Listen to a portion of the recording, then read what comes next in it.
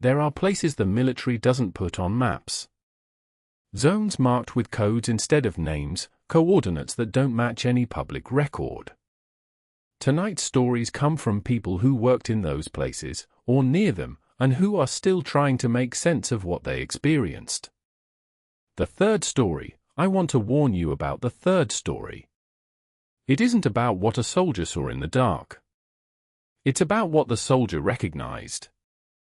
And that distinction is what makes it the most disturbing thing submitted to this channel in over a year.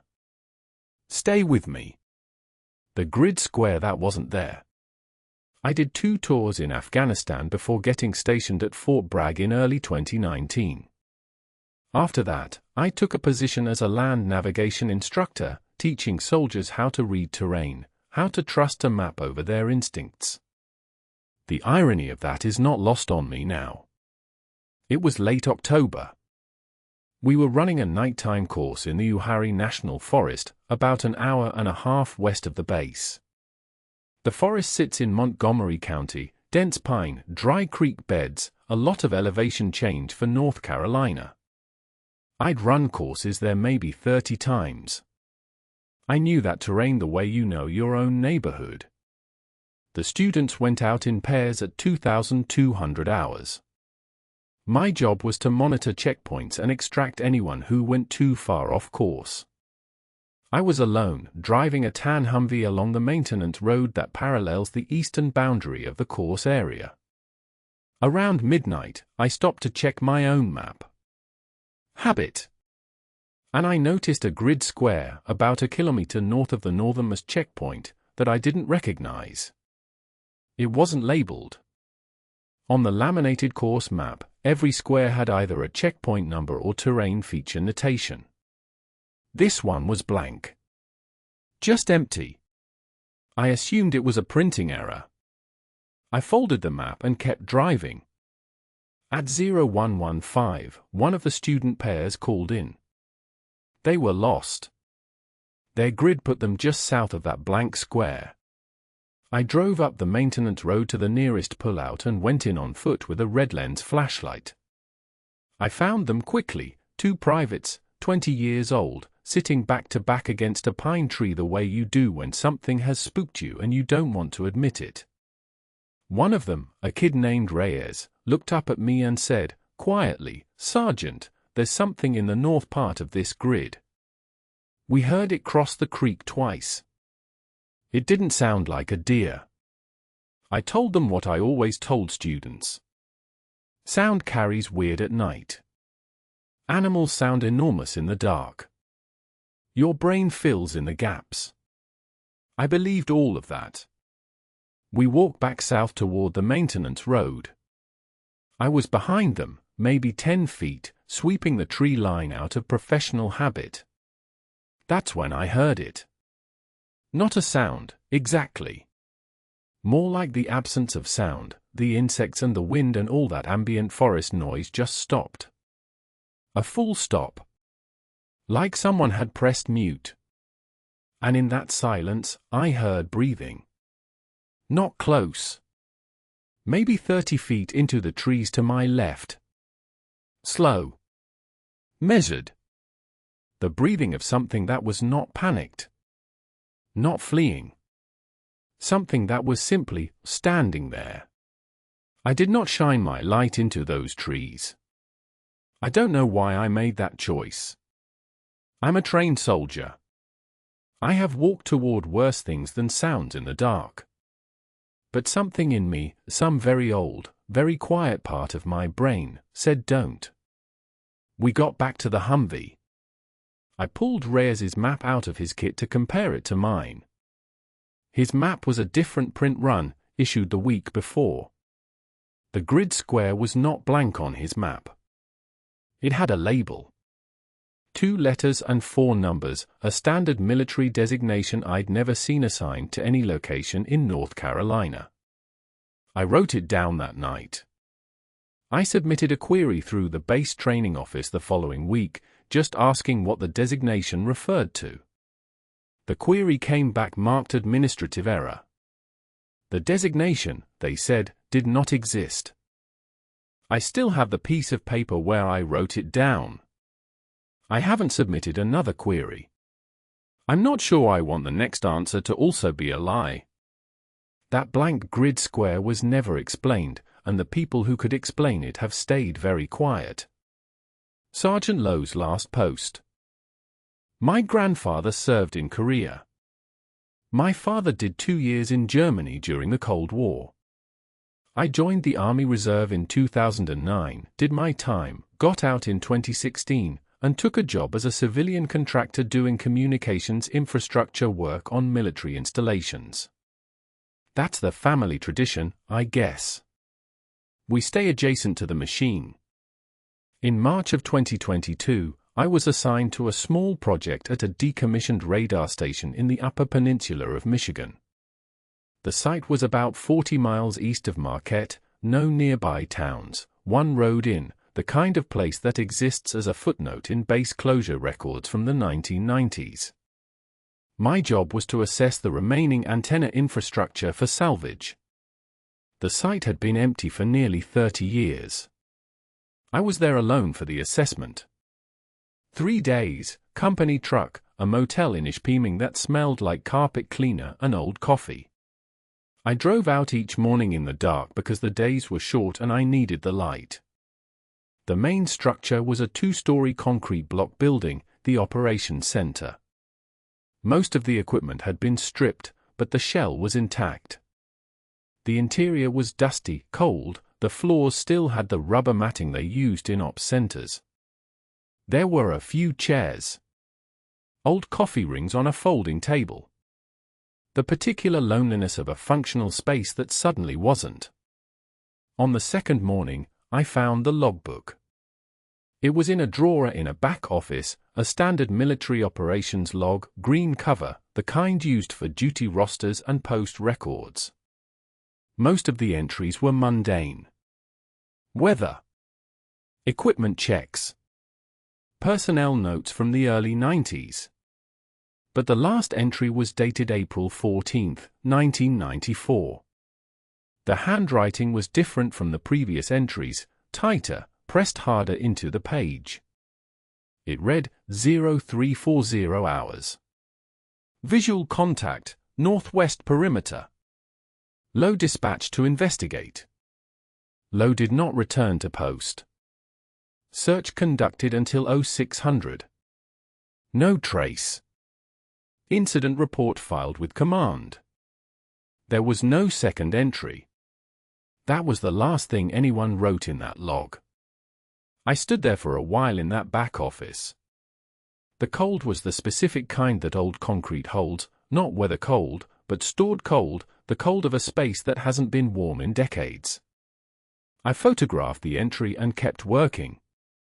That afternoon I was walking the northwest perimeter, checking anchor points for the old antenna array, when I found the post. Not a fence post. A guard post. A small wooden structure, half collapsed, about 60 yards from the main fence line in the tree cover. The kind of thing you'd use for a roving sentry in the dark. Inside, on the small wooden shelf where a soldier would rest a logbook or a thermos, there was a single boot. One boot. Left foot. The laces were still tied. I looked at it for a long time. The forest around the post was very quiet for afternoon. The kind of quiet that makes you aware of your own breathing. I took a photograph. I did not touch the boot. When I got back to my motel that night, I searched the name Lowe through every military records database I had access to through my contractor credentials.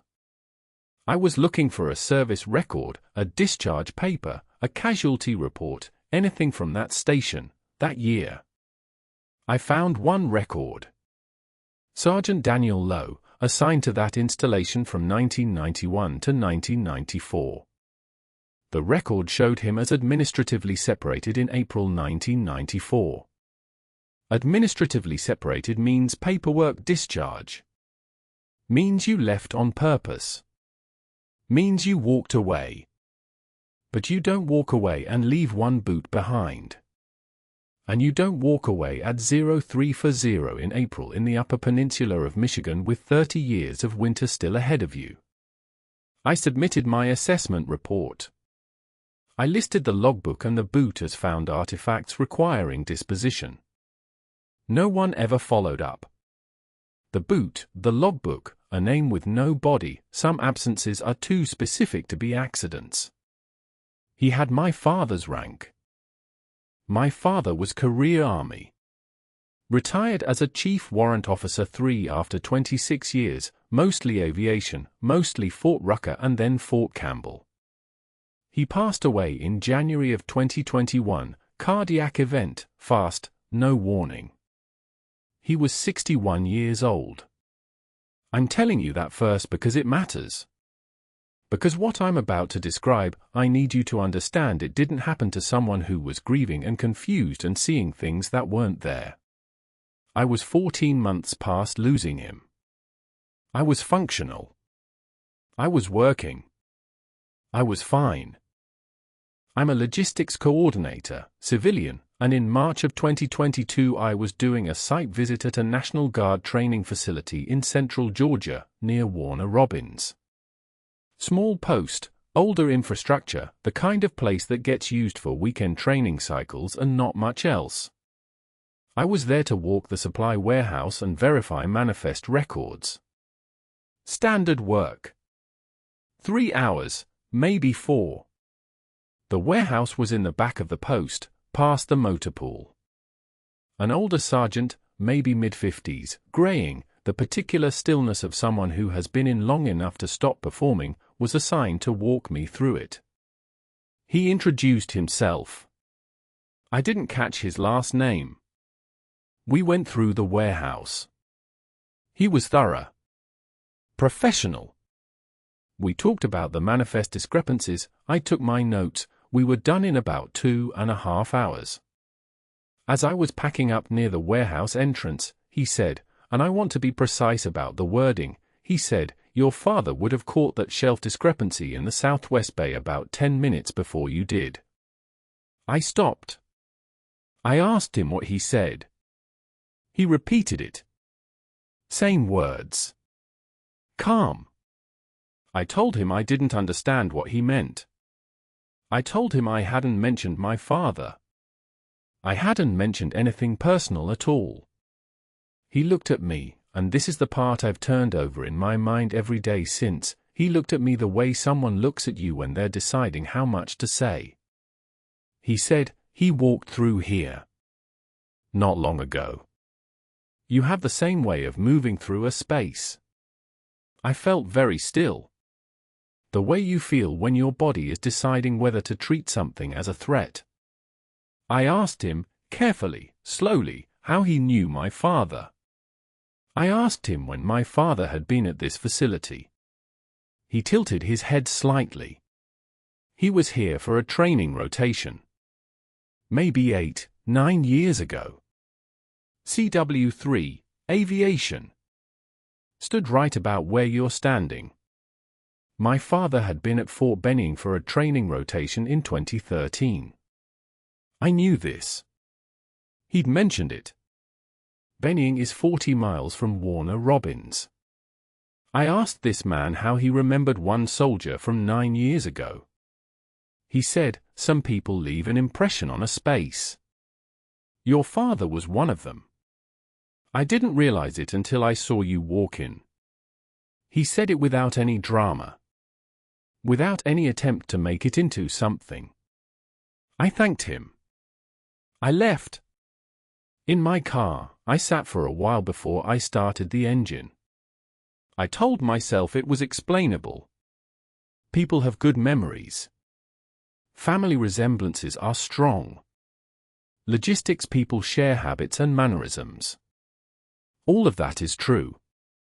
But here is what I cannot explain and have not been able to explain. When I got home, I went through the box of my father's service records. Documents I'd been through 100 times in the 14 months since I lost him. Pay stubs, training certificates, orders. In March of 2013, my father was assigned to a 2-week logistics cross-training rotation. The facility on the orders was not Fort Benning. It was Warner Robins. My father had been in that warehouse. He had stood where I stood. I don't know how that sergeant knew. I don't know what he meant by an impression on a space. I don't know what he saw when I walked through that door. I think about calling the facility, asking for his name. I haven't done it yet. I think I'm afraid of what it would mean if they told me no one matching his description works there.